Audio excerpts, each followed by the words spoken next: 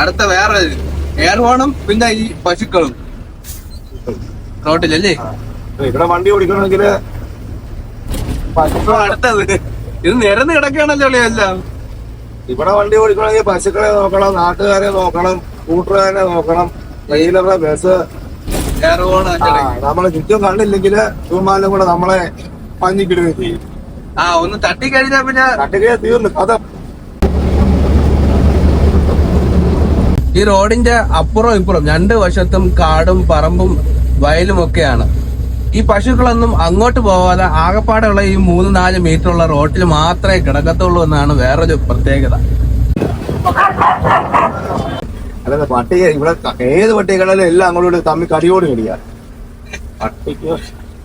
പട്ടിക്കും വട്ട്, പശുവിനും വട്ട്, പശുക്കാർക്കും വട്ട്, എല്ലാവരും വട്ട.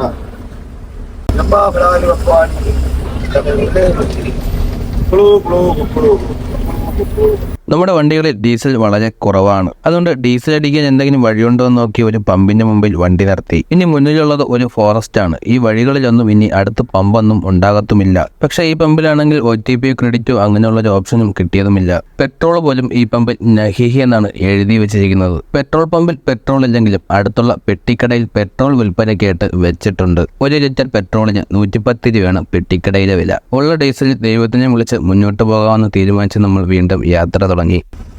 എപ്പോഴും നമ്മൾ ഇന്ത്യൻ ഓയിൽ പമ്പിൽ തന്നെ ഡീസൽ അടിക്കുന്ന ഇതുണ്ട്. ഇന്ത്യൻ ഓയിൽ ആയിട്ട് എന്ത് ഇനി അടിക്കാൻ പറ്റാത്ത 2 രീതിയിൽ അടിക്കുന്നത്. ഒന്ന് അക്കൗണ്ട് ബങ്കാണ്. അവിടെ പോയി നമ്മുടെ കമ്പനി ബങ്കിലോട്ട്, അതായത് ഡീസൽ പമ്പിലോട്ട് നമ്മളെ വണ്ടി നമ്പർ അയച്ചു കൊടുക്കും.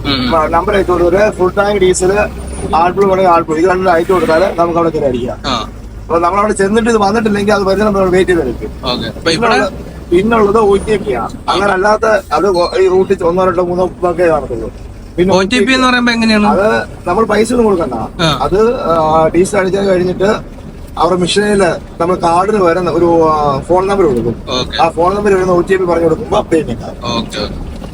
അതും കമ്പനി ഡയറക്റ്റ് ഇതിനകത്ത് നമ്മുടെ അക്കൗണ്ടിലോട്ടൊന്നും 1 രൂപ പോലും അയച്ചു തരത്തില്ല.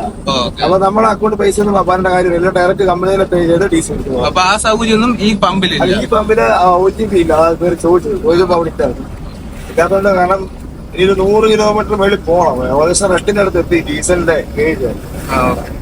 ഇപ്പൊ സാധാരണ പോകുന്നതിനെക്കാട്ടിലും ദൂരക്കുറവാ ഡീസലിൽ ഓടിയത്. കാരണം വെച്ചാൽ അതുപോലെ കയറ്റം ഇറക്കുമായിരുന്നു. മുഴുവൻ കയറ്റമായിരുന്നു. അത് കാരണം മൈലേജ് കുറഞ്ഞു. ആ മൈലേജ് കിട്ടത്തില്ല.